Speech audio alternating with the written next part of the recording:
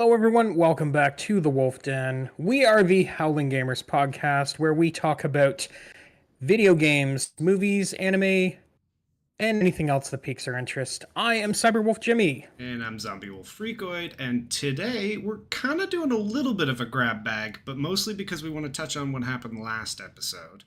Very true. And then after that, we're going to go straight into some anime talk today. Today's Absolutely. anime episode. So looking forward to that. So we're going to start off with doing a little recap from last week. Jimmy, do you want to start us off with some Ever Crisis? Sure, why not? So the only thing I wanted to touch on with there, and yes, this is our bringing Final Fantasy into the episode. Yeah. So 1.1 came out, and that released a new character. So if you remember, the gacha system is based on weapons for characters, so new characters are just available. So Sephiroth is a playable character. Oh no. And they've given you a bunch of stuff to get him some weapons. So, getting those was not challenging. I just have a love-hate relationship with this game now because they have done some really cool things storyline-wise of showing you his past before he was the first, major soldier character. So you get to see a bit more of, his origin story to becoming the evil bad guy. But they also expect that you're going to devote more time and energy into sort of leveling up and fully equipping every single character. And if that's how they're going to move forward, we haven't seen some of the other main flying characters that I feel like I'm going to burn out from wanting to having to continue investing in that just to see some really good story. I might actually go towards is anyone doing videos on the story and just watch what people are doing, because I will say this much, the story's fantastic. If you can find someone who's playing it just to do the story, go watch it. You'll love it, but playing the game is exhausting. Pick up the kind of those playthroughs where they hit the highlights or tell you kind of the main story beats, but the playing of it is not really worth everything because it's going to get too tedious. Yes, that would be time consuming. That's fair. Yes. That's fair. We also want to talk Cosmic Fury. Yeah, we wanted to touch on Cosmic Fury. That. So Cosmic Fury dropped last Friday. I haven't had a chance to fully get through the first 10 episodes that dropped on Netflix, but I did manage to start it. I got up until, spoiler alert, they get their new Cosmic Fury powers. Because, if you didn't know that... I mean, that was in the trailer that they had there, so I'm not going to say that's a spoiler, really. If you didn't know that they're going to get new powers and new swords, I have a 1-minute history of Power Rangers that you really need to watch. Because it's an amazing video, and the tagline is, new powers, new swords. Yeah. Shiny new swords. But... I have to say, this has been so far a real departure from the classic Power Rangers formula. The whole villain of the week, the structure of episodes, and all of that is really, really veered off to left. It feels like they're trying to go more towards a traditional show, just with Power Rangers as the backdrop for it, because now it's like, okay, we actually have a story that we're trying to tell, and it seems like we're going to try to lead somewhere, and each episode is getting you closer to that end goal, as opposed to, here's your new Power Rangers, and each episode is a villain of the week until eventually we reveal what the larger plot is, and then you have a culminative big battle, and the season's over. So it seems like they're kind of going to that story structure, which I'm not going to say I hate. It's not traditional to what the style is, but I'm not sure how I feel about it yet. And I want to see how this full season plays out before I really say whether it is a good choice or a bad choice. But so far, I'm intrigued enough to keep watching it. Now, what are your thoughts on this? So I'm going to give you one minor spoiler and just say the first 10 episodes are the only 10 episodes. It's the full season? I thought that is the full season. Oh, okay. Yeah, so that's the full season.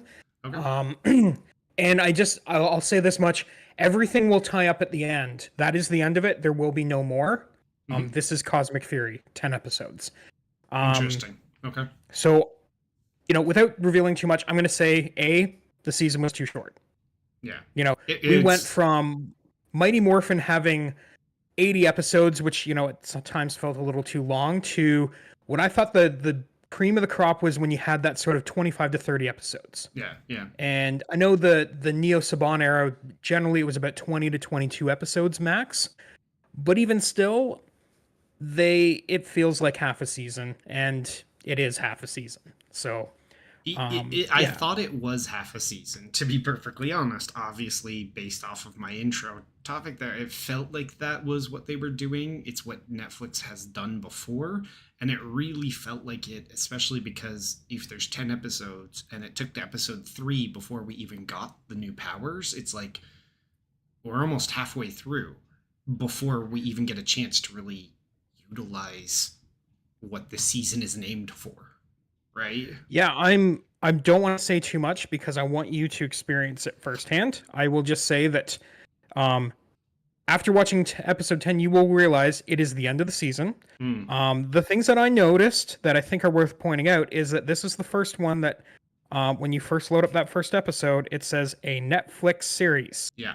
That this is clearly the first one where Netflix had full control on some aspects of it. Yep. And I think that since this is a continuation of everything that was done in Dino Fury, they're using this as an opportunity to close things down, because everything I'm now reading online about what Netflix has planned for Power Rangers next is to sort of cut ties with everything that's happened. And then they're going to reboot it, not having any relation to the existing 30 years that have happened. And I think this is what they were trying to do, is they wanted to do a good job of tying it up. They kind of wanted to close the loop on everything. So, yeah, okay, that's fair. But now, do you know that Hasbro is still involved? Because if you go on to something like Amazon, you can still get Hasbro-made toys for Cosmic Fury. So I can almost guarantee you that Hasbro still has toy merchandising rights, because there's absolutely no way they would have let those go. And Netflix is not in the business of printing toys. Absolutely, yeah. And you know what? I'm okay with that. So they would probably it's just they are not a production studio, right? Like they just simply aren't. So they more than likely sold the creative rights to movie, TV kind of things, and kept the merchandising rights for themselves. Which is perfect in my mind, because Hasbro's been pretty good about having solid toys for reasonable prices. And that's the thing, is I definitely feel like companies should stop trying to dip their toes into things that they're not theirs. Like if you don't make movies, don't make a movie about your toy line, right? Like you're not the person to make the movie. Go hire people who make movies and get their studio to make the movie, and you just make the toys. Like if you're Hasbro and you're good at making toys, make the toys. Yes. Don't do the other thing. That's not you.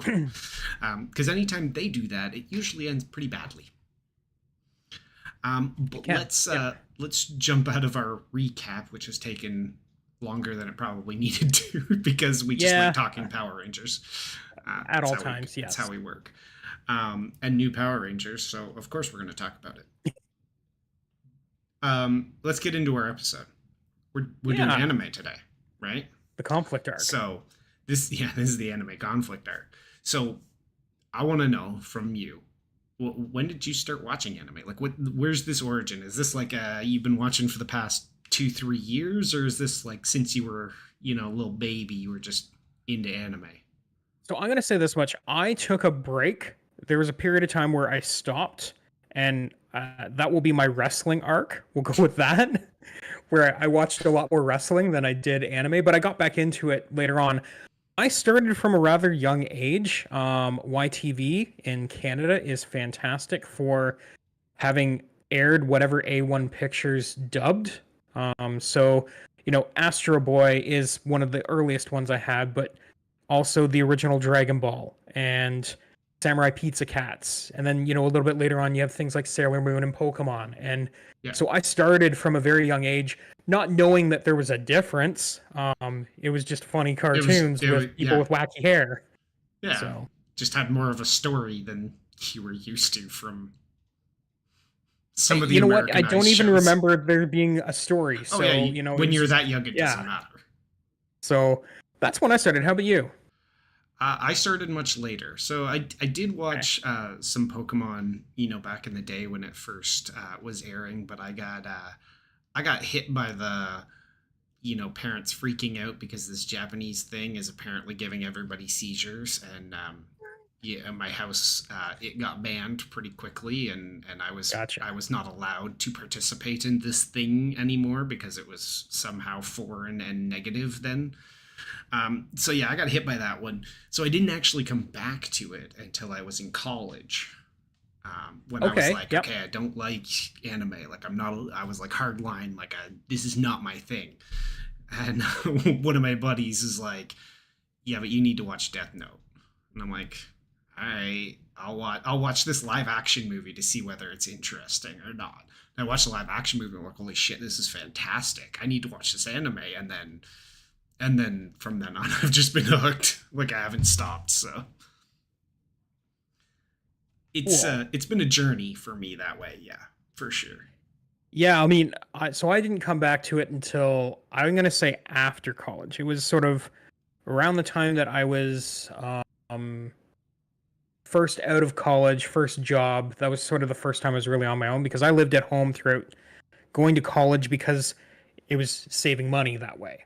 Yeah. So, first job was when I really first moved out of the house, and that's when I started getting back into it just because of the people I ended up working with. Mm. Now, was that So when you kind of really realized that like the Dragon Balls and the Pokemons and the Samurai Pizza Cats, it's not just a genre that's targeted towards children all the time. It has more than that.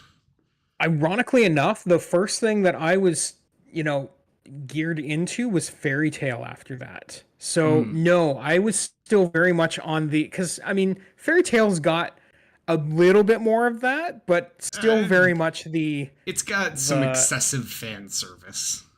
it does, but at the same time, it's still got that lighthearted Hmm. aspect of things. It's still a lot more Dragon It's not Ball dark than it territory. How about is, this? yeah, than Yeah, it is adult content.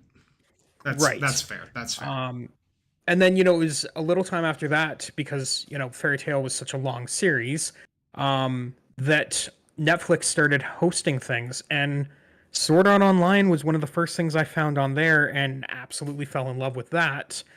And then I just started watching a bunch of things that were on Netflix, and it wasn't until friends said, "Hey, you have to check out Attack on Titan," which was funny enough on Netflix. And I'm just gonna say the first 5 minutes of it, um, yeah, I'd say anyone who wasn't expecting Saving Private Ryan probably also wasn't expecting Attack on Titan. Oh my goodness.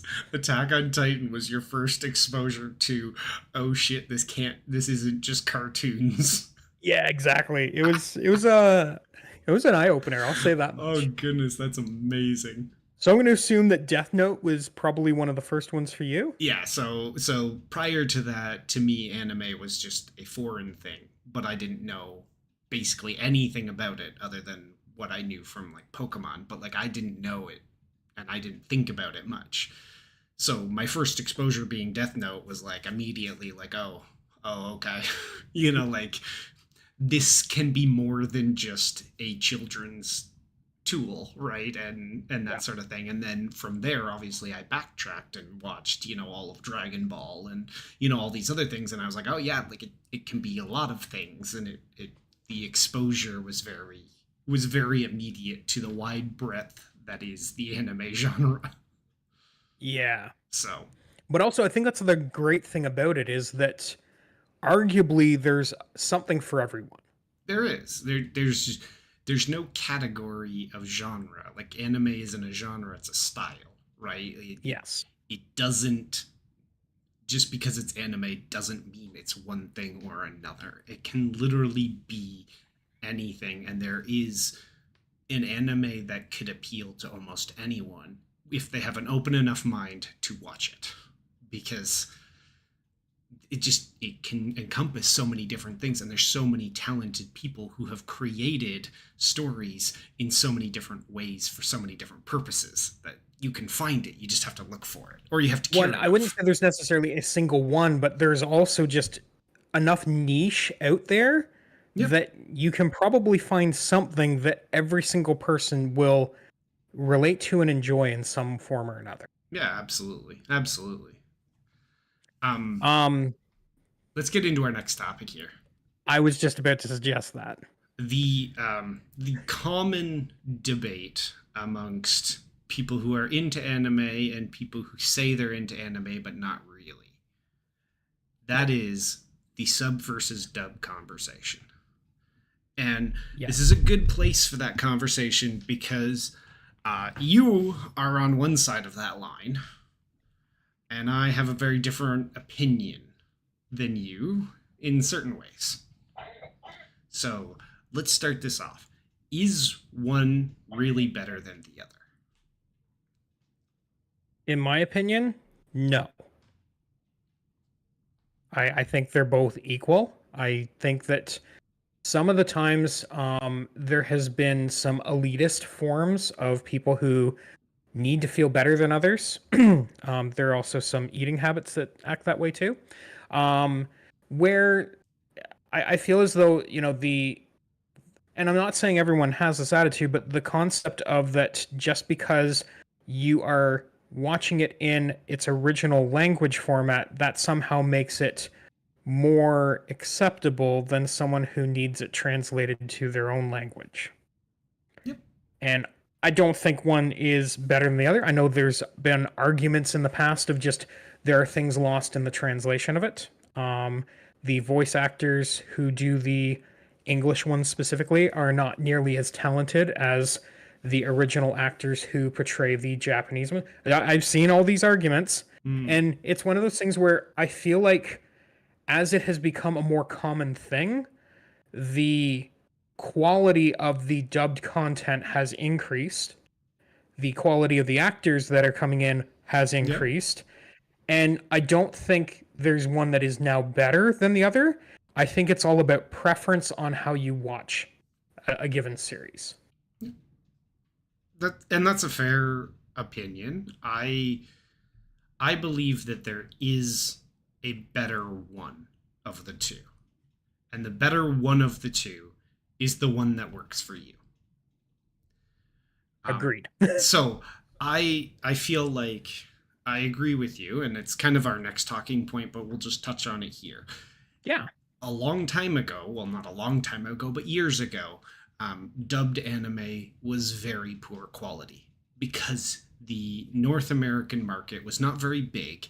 So it was hastily done. Yep. It was done just because it was a thing. Sometimes it was even just done by fans because that was the only way that they could get some of the content or that sort of thing. So it was the level of quality, but also the consistency of that quality was very hit or miss. And that really made it inaccessible. It made it very difficult, and it wasn't very appealing. Now, today, that's very different because there is a very Western market for all of this content. So there are fantastic voice actors who are voice actors, not just random people who talk. These are voice actors who do these voices, and there have been for a long time. Don't get me wrong, there were voice actors back in the day. It just has changed in terms of what they have been allowed to do, but also the time they've been allowed to do it. Because when they make an episode, when Pokemon released an episode back in the day, I mean, they still do it now to a degree. They used to have to dub that week's episode in a few days. And they were literally getting the script as they were dubbing it. Work under those conditions as a voice actor, right? Like, that's not easy. So, they really had to do a lot of effort into that. But the quality, their recording situations, all those sorts of things have gone up.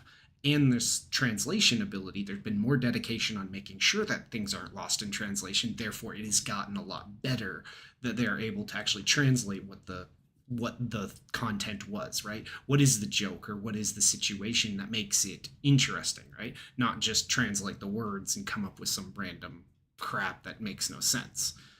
I think it's also become more acceptable to use stuff from another culture as opposed to, I know one of the most notorious ones is Brock from Pokemon calling the rice cakes, jelly donuts Jelly because donuts, yeah.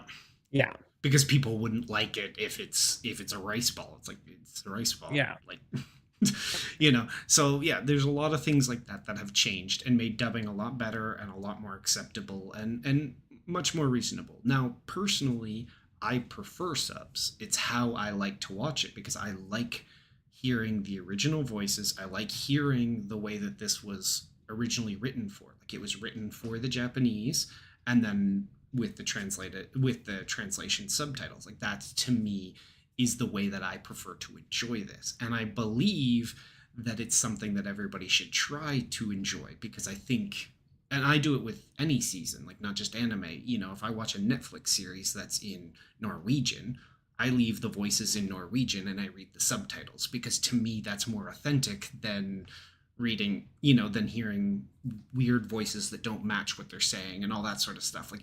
That feels weird to me. So I prefer to hear it in its original and then get my translation. To me, that makes more sense.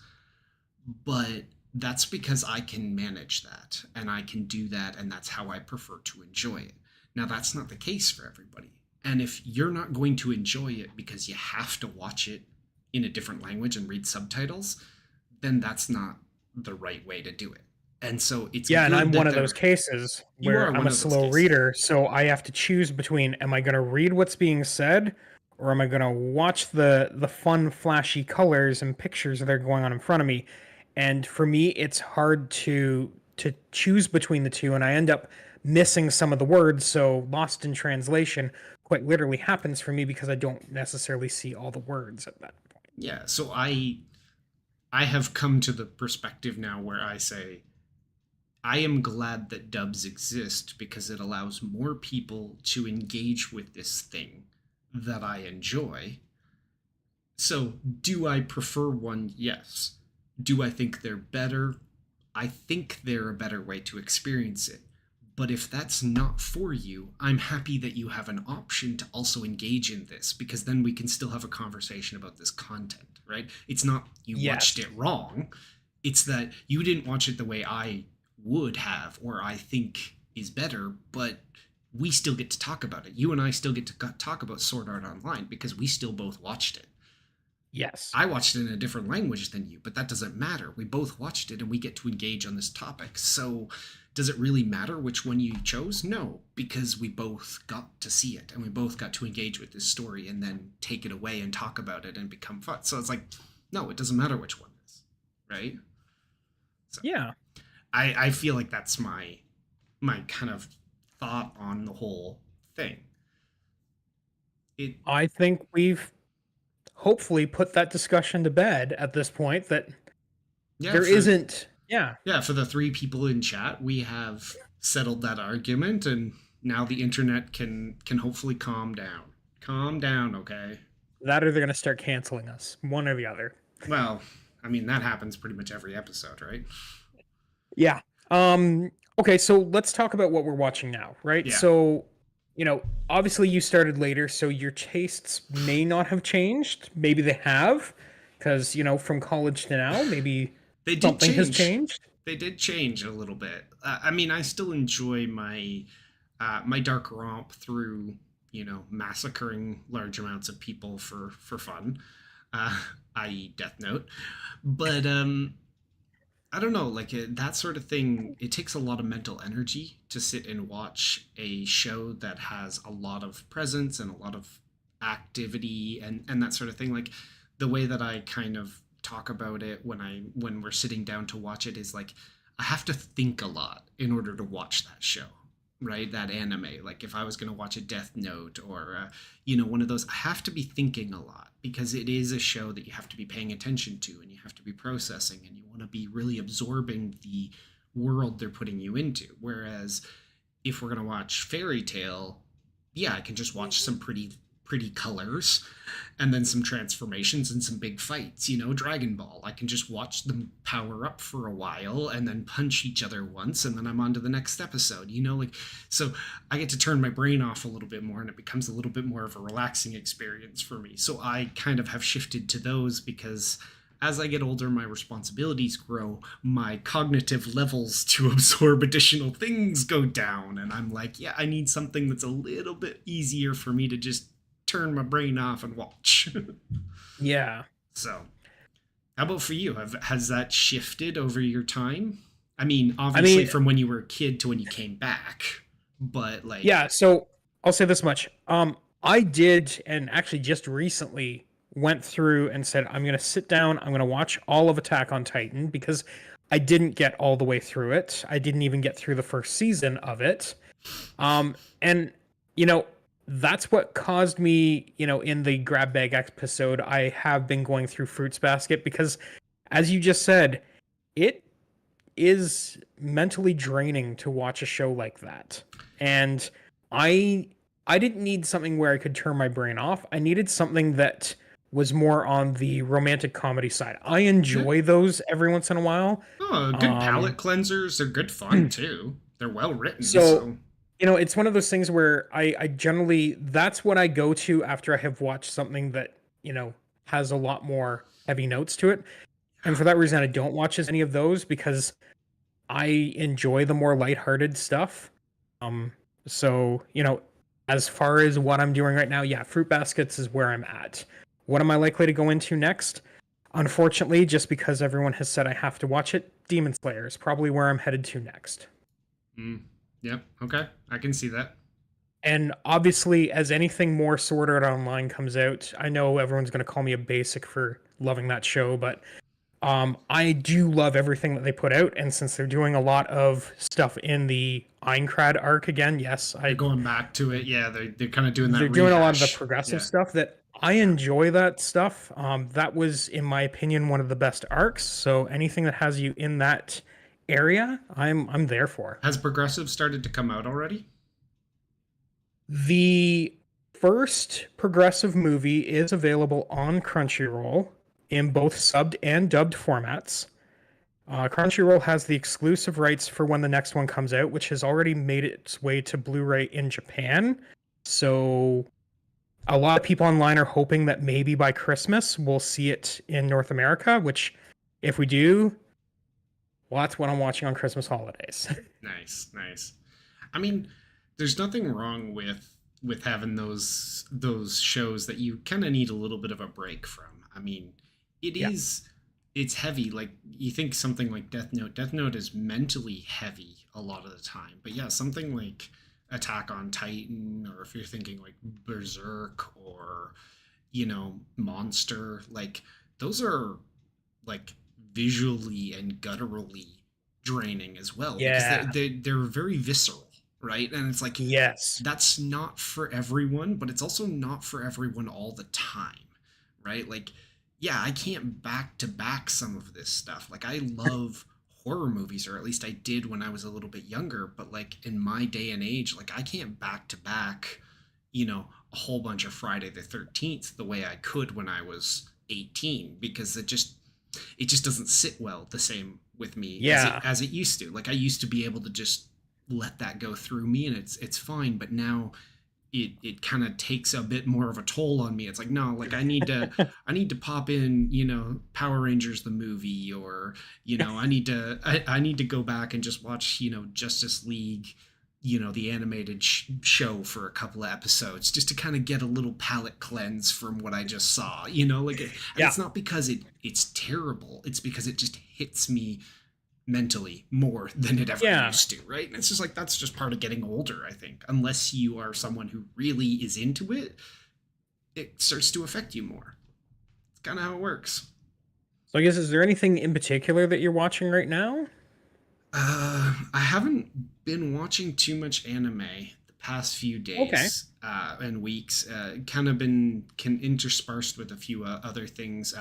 We're still working our way through Fairy Tail, but that's a slow burn. Fairy Tail is, but we're working on it. We'll get through it eventually.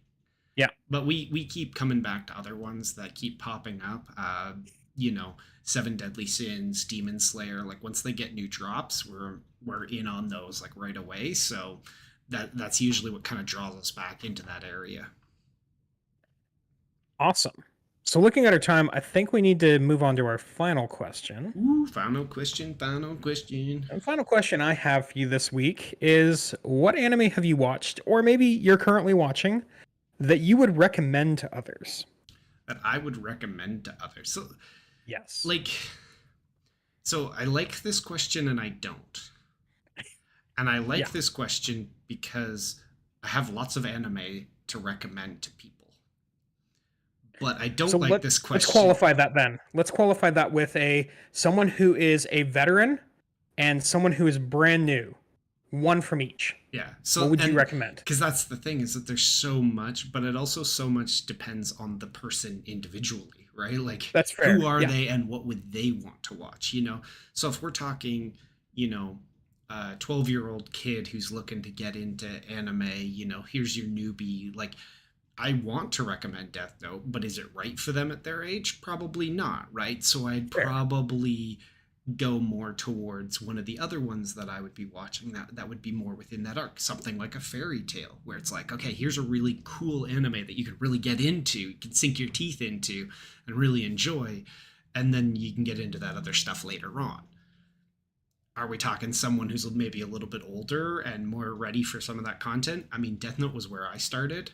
And honestly, it was a great starting point, because especially for people like me who are used to the concept of anime is for kids, or anime is that foreign thing that you don't want to watch because it's not